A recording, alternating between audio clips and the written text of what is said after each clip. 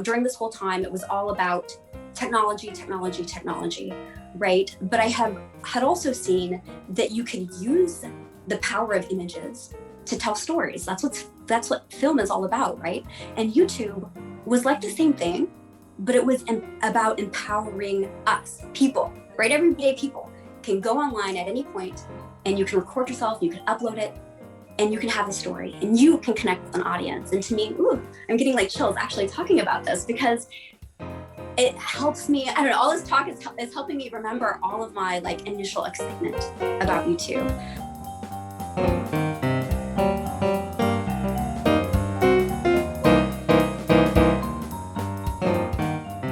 So Trina, Yes. Welcome to Cup of Joe. Appreciate you Hi. being on.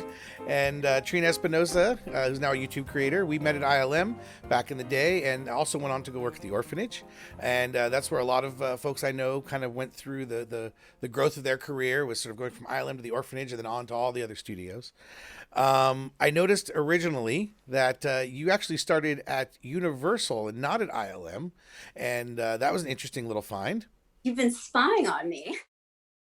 Previous to ILM, I did work at Universal. I was a web producer and I always wanted to get into visual effects. And so I saw a job posting online and they needed someone with Unix skills and I didn't have them. So I ended up applying and I got the interview, and 2 weeks before I went nuts studying and learning Unix. And I'm glad I did. I got the job and I ended up on my first day with a bunch of amazing, talented people.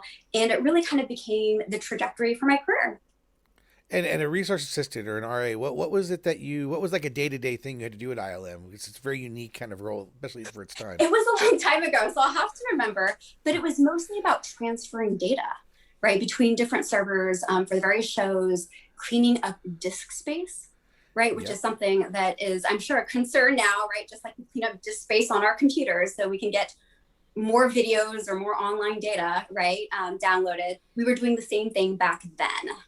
A lot of minutia behind making ILM work back in the day before it was all digital. This was, Right. this was a lot of going back and forth between analog and digital back in those days. Yes, they actually used tapes back then, right? Tapes and even film back then, gosh. Even Oh my goodness, yes, film scanners, right? Those were the day. Exactly, and we had whole dirt removal crews of people that were job was just to remove dirt all day long. Another great entry level role back in the day. And then eventually, though, you became I believe, a TD there, and then moved into the orphanage eventually. That again, that's where a lot of us moved on to, and it was, for those who don't know and haven't seen 20 of my other videos, the orphanage, it was really comprised of a lot of former ILM folks. It was founded by many of the folks in the Mac unit, the Rebel Mac unit, and so it had this ILM culture, sort of youthful offspring that came with being the orphanage, independent of ILM, for the record. And it's really fascinating to hear you go through all of this. And as you're going through it, I'm kind of like recalling my whole trajectory. And I think you're right. Being at ILM was, it was such a fantastic experience. I felt like there was a lot of learning taking place there and a lot of incredible people to do that with, right? So I kind of feel like that was like the birthplace where I got to learn everything, and I got to work with some really great people. It was a place where you could learn to code in the evenings there, right, with your peers. You can learn from other talented artists. And once you kind of figured out the architecture of things a little bit, you wanted to grow. And the orphanage was just like, it was building an effects company from like the ground up. And it was such an exciting thing to be a part of, right? Seeing a company grow and being a part of that. And so I think at the time I was really happy to just like step up and, try my management skills, figure out a process, borrowing on some of ILM's ideas, but also creating our own, right? And it felt really good to be part of a team like that back then. I mean, it felt like our DNA was in our work. It was just so exciting, right? To be able to kind of develop some of these processes and these procedures. And it's something that I look back on very fondly. And I think without that experience, I doubt I would be doing what I'm doing today. And it was there that you, I believe, helped create the render wrangling team, basically, whatever we called it back then, whether it was ATD group or render assistants. But there, the idea was you needed to create this 24-hour team, and I believe you were integral. Before I took over there running the team, you were sort of the person who gave birth to that group. Isn't that correct? I think when I was there, I started when the company, the orphanage specifically, was probably at 60 people total in the company. And they were just getting, I guess, the monitoring of renders off the ground. And since I had some previous experience from ILM, they had me manage that. And I really enjoyed it. It was a great step up for me. A lot of new responsibility, right? We had a little bit of a crossover between that render crew that you brought in and the render crew that I first started with, really, when I started render wrangling. I remember you were involved with a lot of our digital operations, special projects, and it was sort of like grab Trina, throw her at it, and 48 hours later you'll have an answer. And that was the kind of place. Good. That's what you remember of me. I do. I remember that specifically, and really that is the advantage I always point out about the smaller upstarts and the smaller scrapper shops is you can really spread your wings there. You can get in there and anything you're willing to try and do, there's somebody saying go for it. It's yours, and you don't get that at the big shops, right? You get put into your seat, you get handed your task, and the orphanage was the sheer opposite of that. And another place that's had a similar type of reputation to that was Tippett, a little more steeped in history than the orphanage at the time. But you then moved across the bay, the San Francisco Bay, over to Tippett, also working as a TD and working on tools and software, I believe. Is that correct? Yes, that is correct. Yes. I think I also did some editing there. Your very next stop was really where you started your pivot, I believe, from the way I saw it. And that was working for Prime Focus as the global director of color science. I'd like to point out this is the first time we start to see science roll into your job description and your interests. And also with Prime Focus, it probably started to widen out. It wasn't just about visual effects at that point. It was about all of post-production, right? So with that, I noticed that it covered a lot of locations. Did you actually get to travel to the different locations, or tell me about that? I did, and I absolutely loved it. Yeah, so color science was really interesting because I guess it was both narrow and wide in scope. Right, it was wide because I got to touch the entire post-production process, and that was something I hadn't been able to do in my other jobs, and so I found that really exciting. But really, it was also about doubling down on a niche skill, right? So color science, right? Something very, very specific, dealing with monitors and displays and theaters, right? And I really enjoyed specializing in something. It wasn't just about the color science, but you also had to deal with process and dealing with having multiple locations sync together on a standard, and that itself is a cat wrangling operation. Right. So it was sort of, you have to be that color science, which I still again relate back to your videos. Even the most recent stuff I've seen you doing is all about the reflective light of color in different pigments. It's really funny that here you are still doing color science. But back then it was about getting the color look, the making sure that the red in Mumbai looked exactly like the red in London and Vancouver. And for folks who don't know, that's scientifically speaking really difficult to do. So right, it was a lot of work to do, and I think I really liked that. I loved knowing enough about the process from my previous jobs that I knew the stage of an image, right? And I knew what it would look like. I knew what transforms that we had to apply to get it to look a specific way. We were doing lookup tables, which was really cool. We were also doing kind of like grading as well. And there was a lot there, just to really explore. And I really enjoyed it. My title was, let me think about, what was my title? It was the Global Director of Color Science. That's exactly right. And one really exciting thing about that is that I got to work in, I believe it was 4 different countries. I spent a year in Vancouver. And I think that I was an early bird there, right before the mass exodus of all the artists from, the US to Canada. I feel like I was probably on the earlier side of You that. were. Maybe, I asked you many a question before I came up here myself, and you connected me with people immediately upon my arrival in Vancouver because wonderful. I hope I was you'd already helpful. come and left. Yes, you had. Alyssa Howell was one of the ones directly, and just remember, Yeah. and so yeah, you had laid the you were one of the folks that I definitely consulted with my Vancouver questions since I moved up here sight unseen. But yeah, you also did Mumbai, London, Vancouver, and then of course Los Angeles, great ground zero for Hollywood. That's right. All And within every a couple of years there. mm-hmm. And every single place, it was about getting every single place standardized. But for me, also, it was learning about the business practices of different locations because business operations are different in, Mumbai, for example, than they are in the US. And so I think there was a lot to get used to. I think it was a big growing process for me. In some ways, I do miss it. It was quite the adventure. You definitely speak fondly of your VFX history, and as we know, this is the Life After VFX series. That prime focus is really again where I saw you start to pivot because it was bigger than VFX. It was about all of post production, and then you had a little bit of a time off there, and your first video in October of 2012, which was about I think 9 months or so after you left there, came out. Hello, I'm Miss Beautyphile, which was your very first YouTube video, and that was I remember seeing it very early on. You posted about it. I was amazed. I would dare say it was probably one of the seeds for me 8 years later doing this channel was watching you do your channel. And I remember in the first year when you came to Vancouver, we went out to lunch and I was asking all kinds of questions. It just fascinated me. But that was a big pivot. I mean, it's not just a big pivot because you're now producing on your own and you're trying at the time, which was much more of this new YouTube thing, than it is now. And there was a risk though. I mean, like that's really stepping away. You were narrowing down and then pivoted. Often that's the narrative of these Life After VFX series. But I'd love to hear about sort of what happened and what changed your mind or what made you pivot to this new outward facing world.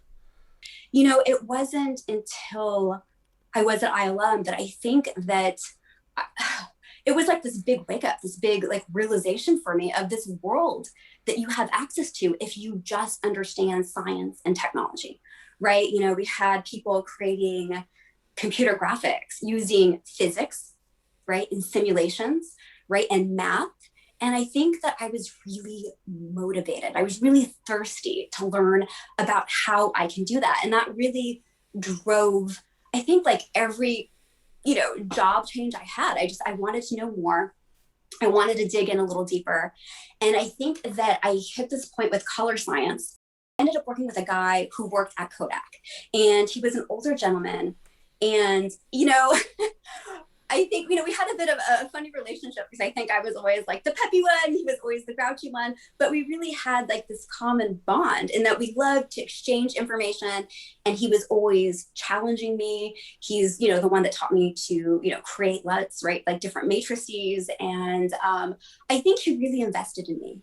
And in a way that, he would put enough energy in so that I could learn things, but also he let me learn on my own also, and I really enjoyed that. I think that there wasn't any hand holding towards the end of my career, and I think that was really important, right? Because it allowed me to gain a sense of independence, saying to myself like, I can do this. I can build pipelines. And I remember wondering, well, what's next for me? What can I do, right, that's completely mine? And at the time I just happened to be interested in story and storytelling. During this whole time, it was all about technology, technology, technology, right? But I had also seen that you could use the power of images to tell stories. That's what film is all about, right? And YouTube was like the same thing, but it was about empowering us, people, right? Everyday people can go online at any point and you can record yourself, you can upload it, and you can have a story and you can connect with an audience. And to me, I'm getting like chills actually talking about this because it helps me. I don't know, all this talk is helping me remember all of my like initial excitement about YouTube. I just saw it as a powerful tool. And I know that for a while I hesitated on like, what am I going to talk to people about? What story do I want to tell?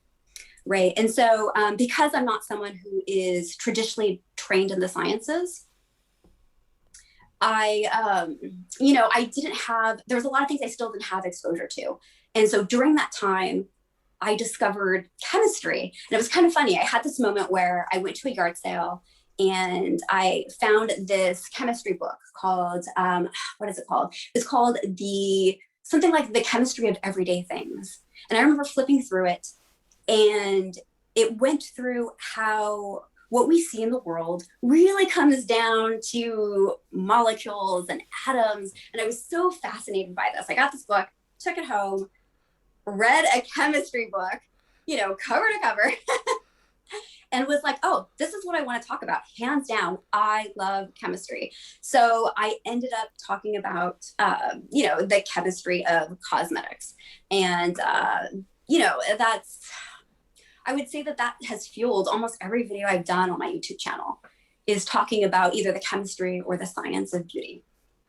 Yeah, for those of us who aren't scientists, I mean, it always has the same fascination as, say, alchemy. Like, it's just sort of this magic of the way things work together, and you see the patterns, you understand, wavelengths and things like that, from sound to light and radiation, basics that we learned in high school. But yeah, whenever I've learned, watched some of your videos, it feels like alchemy, like it's this magic. Science as magic, and of See, course, exactly. It feels like magic, but it's science. We can figure it out. We can make decisions based off of it. It can empower us. And to me, that was like, I guess it was like a weird little high at the time. I was like, oh my gosh, using science, using chemistry, I can do all these things. I understand, I understand the world in a way I never did before. I describe it to friends as putting on glasses and seeing clearly for the first time. Honestly, like, that's how it felt.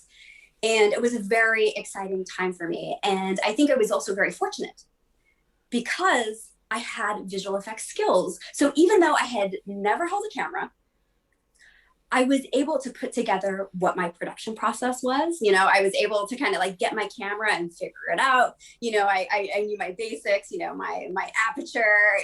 you start creating a pipeline as well, right? You start creating a process where it's like, okay, you're going to do this, then you do that, then you have this editing pass, then you have Right. this, and then you do your graphics, and you start creating just like what we saw at ILM. And really, ILM was just another version of that classic sort of manufacturing of the image pipeline. It's very similar to manufacturing process, in fact. It's just you're doing it with digital images instead. I always say I'm just an IT guy at heart, but still, having been around editorial and such for 20 plus years, I definitely felt more comfortable opening up an editor in 2020 and starting up again, creating videos, just because we had the sense of, yes, how lighting works a little bit, how resolutions, file formats, codecs, another thing that people often overlook. As a woman in science and coming in from the side, so you maybe have a fresh view on it coming into the world of science. Have you seen sort of the challenges that women are confronted with in STEM? Do you see Yeah, those I mean, I think barriers?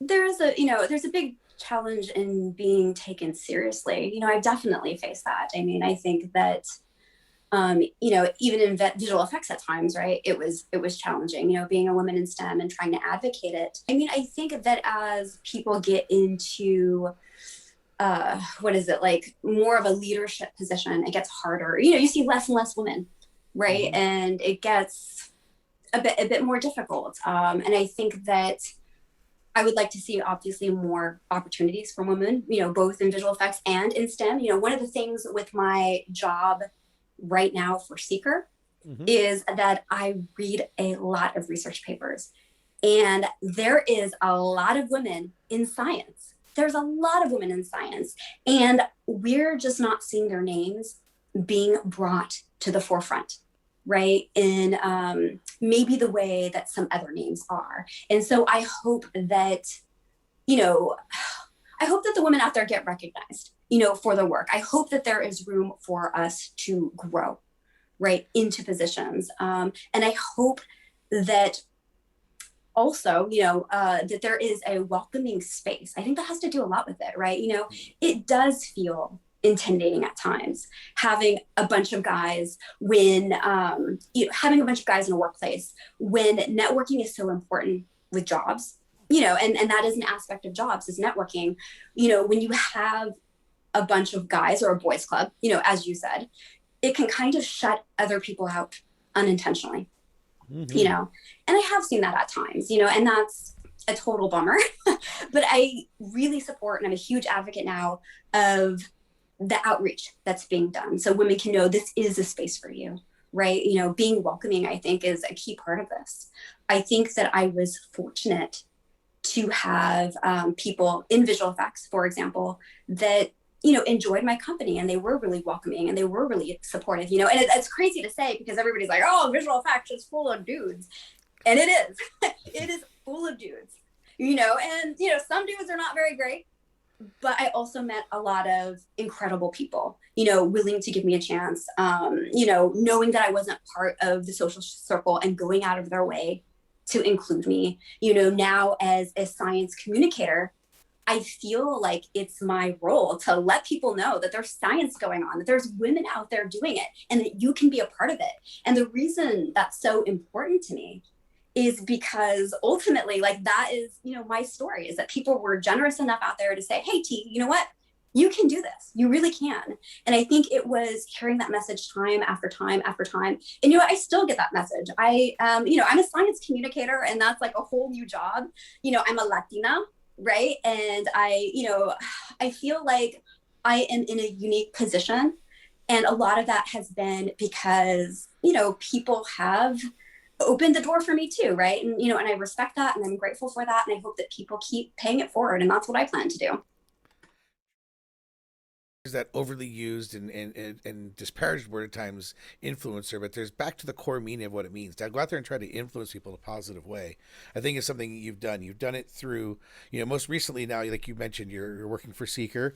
You're writing for Seeker originally. And after doing writing, Yes, you're actually hosting shows for them. I am. And Yes. and you've, you know, some of the things that you've done in the past, and I think some of these are still in effect. You've helped with Google, contributing to their Making Science initiative. You helped. You spoke at the New York Society of Cosmetics. I remember when you were posting about that. I was so excited for you. I remember you're hired by in Cosmetics. It's a company in Mhm. Cosmetics to document your experience at three of their exhibitions. I remember seeing you over in Paris and stuff. It's great that you're showing this sort of strong, outgoing world of possibilities, and I think that it speaks to the original term of influencer, which was somebody out there bringing positive influence, not just getting paid per product, which is what unfortunately it's come to mean on the world of Instagram. Again, you Yeah, started no, back. no.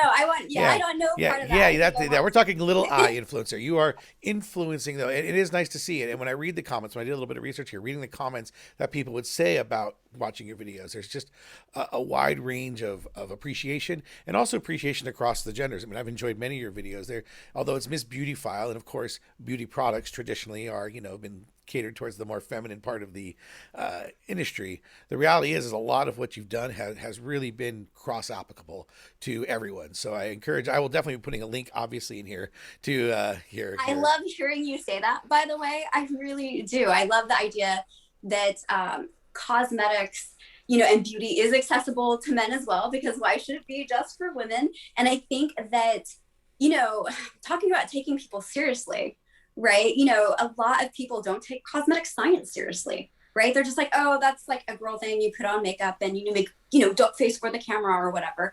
But you know, there's a lot of science behind that. There's a lot of chemistry behind that. And I think it is a discipline that deserves some respect.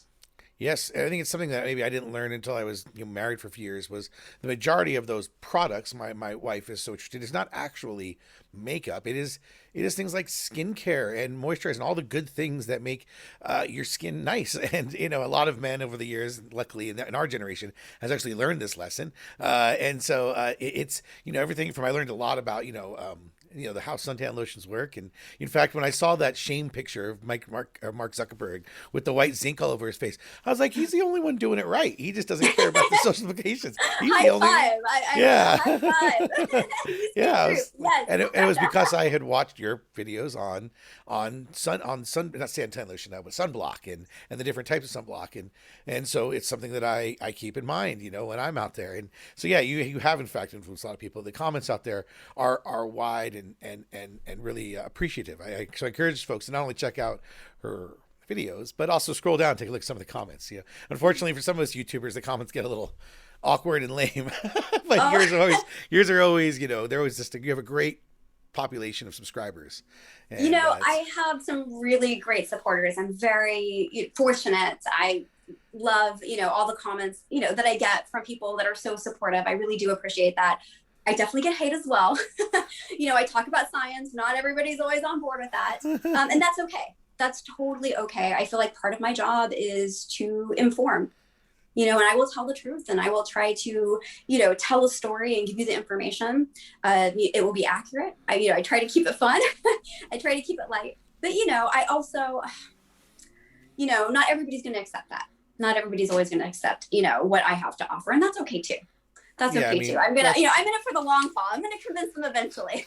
and there's a YouTube channel out there for everyone. So if that's not your thing, there's more than enough. I am immersed in YouTube and spend probably most of my viewing hours are spent within that realm. Speaking of YouTube, COVID led a lot of folks, I'm obviously one of them, to, since we're all trapped at home, to start broadcasting more. I think we've seen a big growth, not just in people taking it on, but the idea of Zoom sessions and using Zoom sessions to get the word out there. It's leveled the playing field a little bit. So when I look at Pod Save America podcasts, I feel like mine are sometimes even a little better quality than theirs. They got big money, so I think it's great this leveling of the field. And clearly you've been what I would determine as a success story. You've really found this new whole garden of opportunities from this one starting flower of your YouTube channel. What kind of advice would you might have for folks who are thinking of diving into the YouTube world or getting into broadcasting or streaming? Is there any sort of top 3 or 4 things you always like to warn people of, or and I'm obviously selfishly asking this, but no, in general, where is it that you definitely convince people to try to convince people to either steer towards or steer away from if they're going to start up their own YouTube channel? Oh gosh, that's a good question because there's so many lessons I've learned over, gosh, what, like the last 8 years that I've been doing this or 8 years. whatnot. I feel like there's a lot to learn. To do social media, I think you need to be really disciplined. And I'm sure you kind of feel that vibe already, Joe, right? Like, you have to be really self-motivated. So whatever you choose as your topic, have it be something you believe in because you are going to be immersing yourself in it. You are going to talk about it every day. You're going to have to look and edit your videos at night and hear you say it over and over and over, right? You have to be really, really passionate about it. And I think that that's what people see when they see people on YouTube is they see people that are very passionate about whatever domain it is that they've decided to talk about. And so I would say, yeah, make sure that this is something, the topic that you pick, make sure that this is something that you're really excited about because you're going to be with it. You're going to be promoting it for a long time. You're going to be talking about it for a long time. With that said, don't be afraid to pivot. I think that especially if you've had a career in visual effects, you know how to pivot a lot already, right? And so I think that I think there is a similar type of feel going on with YouTube, right? You have to pivot a lot, right? Trends change all the time. People are jumping to different mediums. Sometimes it's YouTube. Before you know it, it's Instagram and TikTok, right? And so people switch platforms a lot. And I think you also need to be willing to be a little flexible to try things out. And I think that is just the state of technology. It will always change. It's changing at a faster and faster pace, and it causes us to have to be light on our feet. It's one thing that I really like about the job is that even though I talk about cosmetic science, every day, I don't feel like every day is the same. I feel like it's very different because there is always something new to learn about the process, right? About the different types of mediums that are available, right? That changes, and even different styles of videos evolve, right? Like for a while, fail videos were really popular and now it's kind of like evolved to something else. And so, I'm always taking the pulse of what's out there and trying to adapt to that in my own workflow and also in my own content creation. Yeah, I found myself, I'm not pivoting, but just on the side note, very close to thinking of launching an RV base, even though it's really popular and kind of saturated. Yeah. I'm getting a little like, well, there's some things I need to point out, and so I came this close on my last road trip of starting up some videos, but I got a little So distracted. confession. I would like to, I don't know. So my confession is I am thinking of doing a vintage car kind of channel right now. I'm restoring a 59 Chevy. And Oh, I am learning so much about cars and mechanical engineering in the process that I am questioning why I'm not documenting this. well, I'll send you a link to Matt's Off Road. If you haven't seen, he's a very fast growing channel out of Hurricane, Utah. Basically, he just recovers off road vehicles, which but with his badass trucks. They just rebuilt a Corvair into a brand new. Basically, it's a Jeep with a Corvair body. I mean, it's totally custom made. But they went through. I watched them for 6 months build it, and I actually hadn't sat through building a car, like watching someone start with just, okay, we've got an engine, we've got a body, and watching them do all the little steps was so educational into all the little aspects. I know more about suspension now, and just by sitting Right. there on my Sunday mornings, they're good about their cadence every Sunday. They got their new Corvair update, and now I've completely understood so much more about vehicles. And of course, since I have a 4-wheel drive truck, I got into watching him so that I could get myself out of a jam by watching him do 1,000 It's recoveries. useful, right? Yeah, yeah. So I've learned a lot, but yeah, I'll send you that because it specifically relates to how how they document. You can see how they documented their build. Maybe I thought they did a really good job of it. They just have a good vibe. They got that good family vibe. Awesome. You're a hurricane family. Down there in Utah. It's a goody goody kind of world. They're nice. Happy. It's nice to see a happy channel. No hate on the channels. Totally. Yeah. Yeah, I No, like I those. agree. I think one thing that's cool about content creation is a lot of people that do it, they're very eager to share what they know, but I also think people are pretty open to learning. And I think that Hmm. that's one thing I like about what would you say, like this social media culture right now is that it feels like it's a space where you can learn anything. You can just check out a YouTube video or look on Instagram and you get to build your knowledge. And people are, I think, really like, kind of like putting it all out there, right? They're sharing what they know, and it's like this big information exchange. And I really, really like that. I agree. Yeah, as a solutions architect, which is my current role, my job is to constantly daily learn about the newest, latest, greatest. So it A, informs a lot of what I do in this channel because it cross relates, but B, it causes me to constantly be, as much as it's great to read through long journals and check, it's sort of by surfing 1,000 points of information and gathering in that mile wide, inch deep sort of knowledge base really starts to create its own sort of meta level of thought. Like there's different ways to kind of go about things. As a manager, you start to learn about how to be a mile wide and inch deep versus a specialist where you're a mile deep and an inch wide, and you're so Right. everything about that. But there's a sort of this zoom out effect you get to see. Like when you zoom out in Google Earth, you start to see things from a different perspective that I really enjoy learning it from that perspective. So I will learn a little about a lot of things, and I feel that social media and YouTube lends itself to that type of thought where you're not becoming necessarily, you can, but not necessarily becoming an expert on all this stuff, but you're learning so much about so much that you start to get this, you start to see the patterns, you start to see the relationship between why Right. NASA's doing something and why your garden's growing a certain way, and you start to be like, whoa, it's all that same Yes. formula, and, Mm-hmm. and it's great that the wider you go. I will say this though, the more you know, the more you realize you don't know. And it's important that you take a breath and realize it's okay that you don't know everything. And that's the biggest fuel of imposter syndrome is becoming learning more. The more you learn, the more you realize you don't know, and then that fuels the imposter syndrome cycle. So as you do get out there and learn more and more, know that it's okay if you don't know everything. Nobody sees the whole elephant. Even in visual effects studios, no one knows how to make the whole movie. There's no one person there that could do it all. There's people who know how to make modeling. There's people who know how to do film outs. There's people who know how to make pipeline. There's people who know how to make render boxes. Nobody knows how to do the whole thing. And so you have to be comfortable just sort of knowing what you know, but not worrying about all the parts that you don't know. That's okay.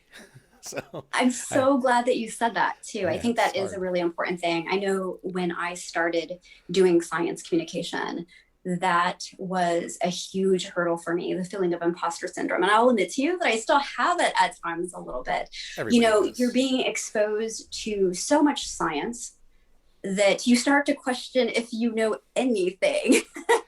And it can be a little, you can feel a little destabilized or off balance a little bit, right? Because you're just like, Mm-hmm. what do I really know? And it's really scary. And sometimes I worry that that feeling turns people off from science, because I think there's also this other like pitch for science where people is like, science is the truth, science is the knowledge of everything, like you do it, you do this and you get that, right? Very, very like certain and concrete.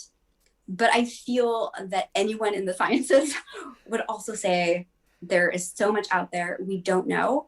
And if I had heard one piece of advice going into this role as a science communicator, it would be that it's okay not to know everything.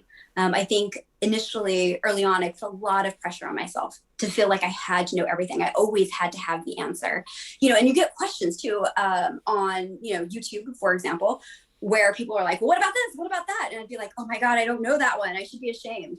And I'm learning it's okay to say, I'm going to go look that up. I'm going to go check that out and I'll get back to you. Or, I can ask someone else. Like, that's okay. I think it's, we're in a territory where it's okay to explore. And I think that's, true for science. And I think it's true for, social media too, as well. Give yourself room to explore, on your channel, give yourself room to explore topics. And I think that that is probably the biggest way to get self-growth, right? And really kind of get a sense of what you're supposed to be doing. It's also good for trying to like shake off some of that imposter syndrome, because it can be very difficult. Like I said, it's something I still kind of, struggle with at times. It can be really, really hard. I've talked to it with my solutions architects, many of which who in their areas of study are so much smarter than I am. And every single one of them feels that level of imposter syndrome. That's why I bring it up so often. And on a personal note, it's easy for like, go to a meeting with folks that maybe have built multi-petabyte, high speed storage systems, high powered computing for AI for like universities, for some of the biggest universities. These people deal with some pretty high end science stuff. And then we'll sit in a meeting with some media companies. I'll start talking about rendering and various little aspects and whether or not we're seeing linear scaling with the latest cores and whether or not you double the cores or double the RAM. They go blank. And these guys, as far as I'm concerned, are geniuses. I pull them into deals all the time because I need their brains. And they're like, I Right. have no idea what you were talking about, dude.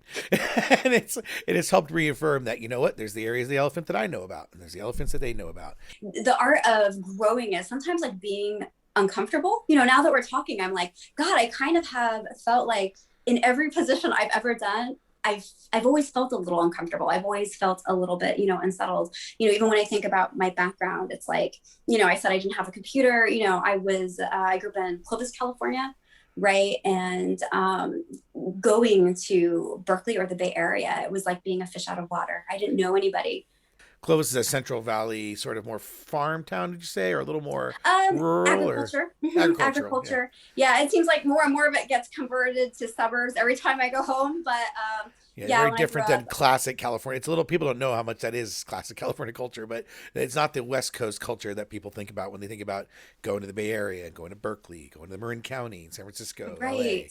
LA, right? And so I felt like I didn't grow up around a lot of tech, right? And so I know when I made the transition to UC Berkeley, it was difficult, I think, because I was being exposed to so much, and then again, when I made the jump to ILM, right, it was a whole new world. I mean, just jaw dropping, right, with how much I was learning, and to be at the interface between art and technology was incredibly exciting, but it was also terrifying. Right? There was so much going on. Everybody moved so fast, right? The stakes were serious. ILM was a very intimidating place to work, no matter where you were at and where you're at in your career. It was intensely intimidating. It was just as rewarding, so that's where it paid off, and it was a very welcoming environment. So, everyone there treated you very family-like, and that Mm-hmm. offset that it's something I didn't feel as much at some of the studios that I would go to, unless there were ILMers that I knew that were like, hey. But for the most part, there was a ILM. What do they call it? Lucas University was how Chrissy England, I think, used to put her education down in her education I entry. like that. That's Yeah, very, just that's the I way it feel was. the same way. Yeah, everyone Hmm. went there to learn, and everyone went there pretty. I don't want to say ignorant, but everyone went there with learning, knowing a whole lot less than they left with. Let's just say that everyone would show up there and learn things they never thought they would learn. And yeah, for me, ILM was absolutely where I grew up. That was my college. I did go to some college, but really, ILM was my college. I think it was for a It's lot of funny that people. you would say that because I did go to university and I would say the same thing, that I felt like it was going to, university again, right? Hmm. Going to ILM, like there was so much to learn there. As someone who's on the cutting edge of all these technologies and streaming, and and has been really, as far as I'm concerned, for the last 8 years. Well, we have now Clubhouse. I don't know if you have a Clubhouse invite yet. If you tried out I the do. Clubhouse, I do too. And it leads me to kind of the question of, so where do you see sort of this social media growth going? What do you think is going to be sort of an area that just hasn't really been fully explored yet, or the new area to explore? One of the things I had talked about was doing a collaboration with a company where I would talk about fragrance molecules and I would give people like a tour of fragrance molecules. And as we talked about the molecules, we could rotate them around in 3D space, right? So that people could really get a sense of what the molecule looked like without being on a 2D plane, right? And I thought that that was really cool. And it was something I talked about before we all went into, isolation here for COVID. But that was something I was definitely interested in pursuing, right? Is finding more ways to talk about molecules, for example, or other, scientific concepts, but to be able to do it in a way where I feel like my audience engages more. I'll Well, ask you, what do you think it is? well, that's a good question.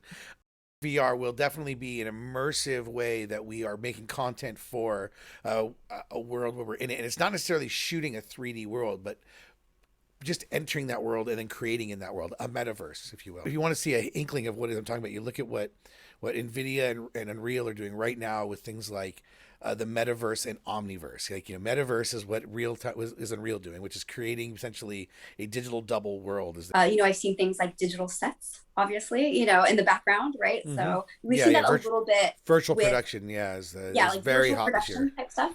Yes. Mm-hmm. Yeah, I had someone reach out to me and say, "Oh, hey, you look like you could use a digital set." And I was like, I kind of can because I'm in the Bay Area and my place is like really tiny. So, to have a digital set sometimes is really nice. I think there is a lot of potential out there. Up until this point, it's kind of funny because I've been doing a lot of, for my background in 3D, I've been doing a lot of 2D. I'm sure you see that, like all the graphics on my channel. I am pretty much, heading towards compositing land these days Well, with it's as all much of 2D. It's all 2D in the end. It doesn't matter how you get there. Let's true, face true, it, right? yes. It's all. That was one of the reasons I rethought this whole Zoom lifestyle post pandemic, is I came to Mm-hmm. realize that for a lot of us, for a lot of years, a lot of people are going to only know you for the 2D representation that you create for yourself. And it'll be nice when we all see each other more, but for the foreseeable future, everyone should get really comfortable with creating a two-dimensional identity, visual identity. Maybe buy less suits and buy more studio lights. This is an avatar. As far as I'm concerned, we are digital avatars. I mean, this is a 2D. I mean, we're real, obviously, and we're talking. But Yeah. if you looked at what Digital Domain's doing, like with Doug Robo right now, he could, if you were talking to Doug Robo because they've scanned him in, you could do a digital Doug, and you'd have to take a minute to realize, oh wait, this is digital Doug. There's not. True. I'm just generating a 2D pixel representation for you across the screen of what I want it to look like, and I could throw on a filter, and all of a sudden I would have lipstick on, and Ooh. it doesn't really. Yeah, I have snap filter in here. I could play with that, but and it's Please actually do in the video. Please do. I Oh, look we'll great in have makeup. I mean, I know I look good. It's all good. It's just so, but I feel that we're all effectively, as long until we're all meeting again down at the convention centers, we are all in effect meeting as digital avatars, whether it's a photoreal representation of ourselves, or because what NVIDIA, like what at least a good point is, NVIDIA currently with their latest drivers, if you install their latest hardware and drivers, they actually have now an AI look at this. They basically will take enough scans of your face where you're always looking at the camera, even when you're looking away and looking at your screen. It's making it so that what people see is just you looking at the camera.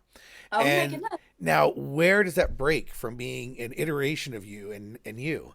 And how is that different than just a bunch of pixels, whether it's high res or low res right now? Or if I turn off these lights, it's going to get very grainy and 8-bit looking very quickly, but it's still me. So again, I'd like to point out that the digital avatar is really, to me, just the 2D representation and one day 3D representation of yourself, photorealistic or not. It's just, that's how people know me. Almost every conversation I've had, and I've had, hundreds of hours of conversation in in fact, I'd say thousands of hours in the last year, and none of it's been in person. It's all been with this digital Joe that they know. And okay, now you've totally like reeled me in, because I'm like, oh my God, he's kind of right. Yes. I mean, one could argue that that's already happening, right? On a smaller scale, if you will, with just the filters that are available, right? Like the fact that, we're constantly, I don't know, on social media, right? People are constantly putting filters, right? Correcting or changing different things about them or making them look a little bit, more glamorous.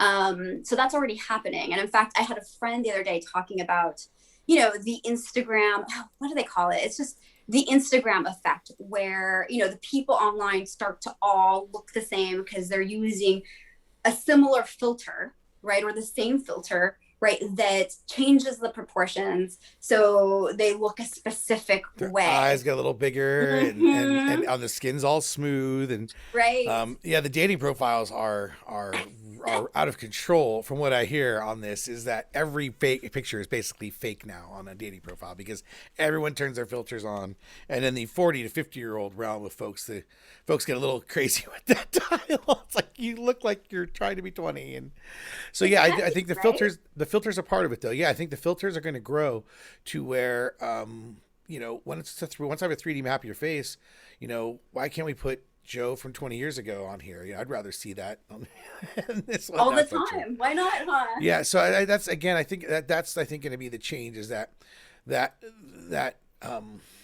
evolution to the 2D avatar, the 2D world, or the virtual world, to overuse these terms. It's kind of finally coming. I mean, it was all the way back in Lawnmower Land. We were talking about Lawnmower Man. We were talking about this, and with those horrible graphics. And now I think we're getting here. And I think it's the COVID pandemic really hastened we would have been 5 years away from this at least, or 5 years further if it wasn't for the pandemic. But people have to meet. People have to coordinate. The only way to keep the economy alive is to do it this way. And so now we're all 2D, and so now it's this. And if I wanted to, I could pull this back and make some green screen background or something else. And I did it all through Christmas. I had a beautiful Bavarian background. Everyone loved, like, are you somewhere in the mountains? It's like, no. It's just a nice, good 2D background, with the curtains to give you some dimension. And I had the tree right here, as you saw in that picture. So I had everyone wondering, like, is the tree real? Is the curtains real? It's like, doesn't matter. I was going to say, I think COVID really increased the demand for it and really has pushed the evolution in some ways. Because like you said, we're all at home, right? But through the beauty of, of Zoom, I can connect with you now, right? Even though you're in Vancouver, right? And we can kind of connect and have a conversation online. So I think to a certain extent, I think COVID has really brought people online. And with that, the demand, like you said, for some of these filters, right, to kind of evolve some of these technologies. And it's going to be interesting to see where it goes. Yeah, I'm very interested in seeing where it goes, and I intend to stay on the leading edge of it. That's my intent. Well, this has been a great conversation. It went in a bunch of different directions I didn't expect, which is great. Thank you, Trina. I'm so excited for your success. I'm going to put all kinds of links in the description below to your YouTube site and to some of your latest videos you've put out. It's just been a treat to follow your career for 8 years. And like I said, it's no exaggeration that it's one of the reasons I probably picked up becoming a YouTuber, was seeing your success and your travel through your journey. It certainly helped me go, well, that's pretty achievable. You can just start doing it is the key. Just start creating content that you like and that you're passionate about. And so that's what I started doing. Well, thanks a lot, Trina. Thank you so much, Joe. I appreciate you taking me down memory lane.